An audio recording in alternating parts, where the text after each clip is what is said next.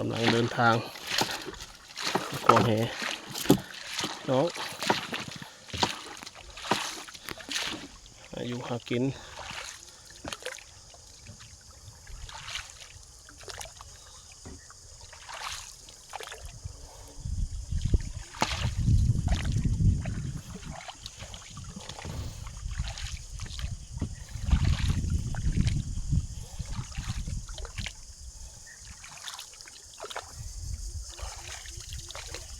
บรรยากาศแคมป์น้ำเซลงไปกันน้ำได้อยู่ไม่ได้เลยตุ้มเลยได้อยู่ประมาณ5 นาที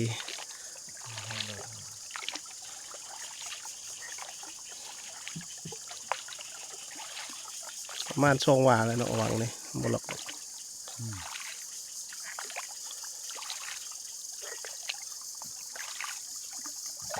หุ้ย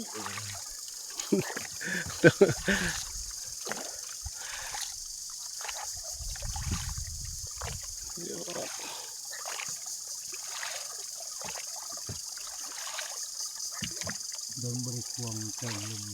อะไรกินยาเบอร์เซ่มองตรงนี้กันนะ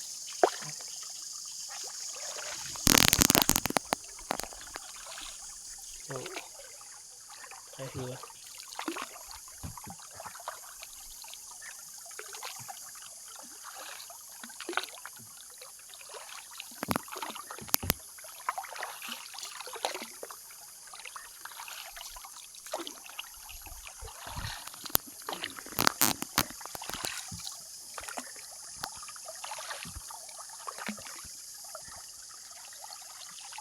ร่มไปไปกินนี่แหละ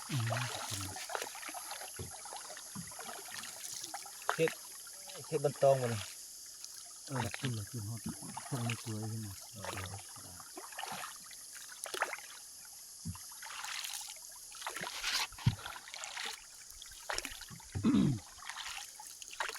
เงินลุมเนาะไปตัดบอมลูกตัดเอามือนู้นแล้วลูกมันก็บ่มมาทั้งหมดเลยลูกกินใหญ่แล้วโต200 โลแล้ว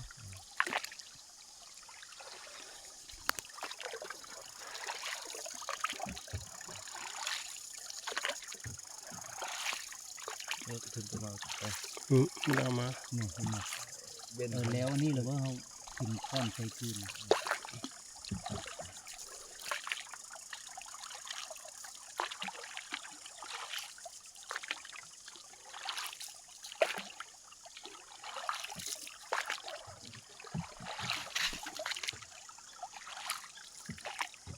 หนักขึ้น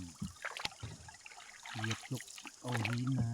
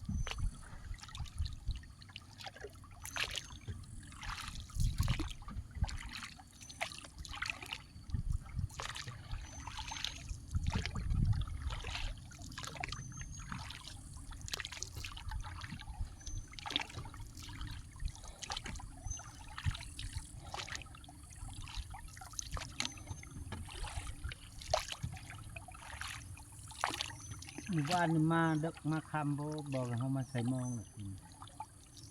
ใส่แค่นี้ป่ะมาใส่ใส่ตัดหรือใส่เค็มมันตัด ส่ตัดมันใส่ปล่อยเลยพอได้กินอยู่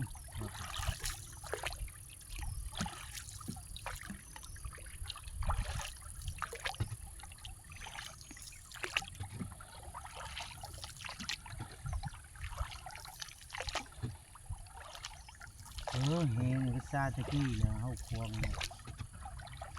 กะว่ากุ้มกินอยู่ก็ซ้ำเงา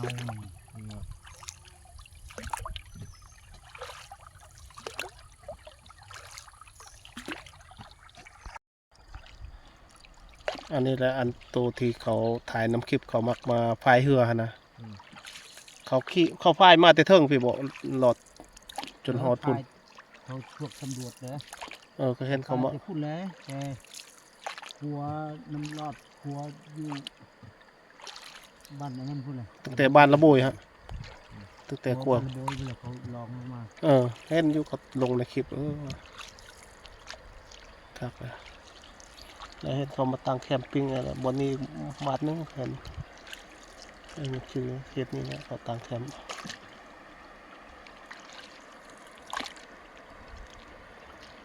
เมืองนำคลิปเขาแล้วก็คืนที่สองเขาจะพายสุดเลย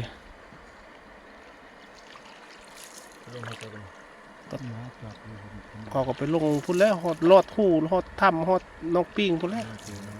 พวกลองแกล้งอยู่ พวกลองแกงฮะเขาเขามาตั้งอยู่นี่นี่เขาตั้งแคม ซอด ป์ แล้วบ่น้องปี สวด ซอดทั นะ กคุณแล้วบ่ คุณนี่แหละ มันเข้าสบายเนาะน้ำนี่เนาะเป็นถ้ำสบายแล้วเนาะ ก็ย่ำเล่งเลยสบาย แล้วนี่น้ำเต็มเนาะ ย่ำพ้นอยู่ก็ไปได้ก็ แต่ยามนี้มันก็หลอดได้ นี่ไม่หลอดเลย เออ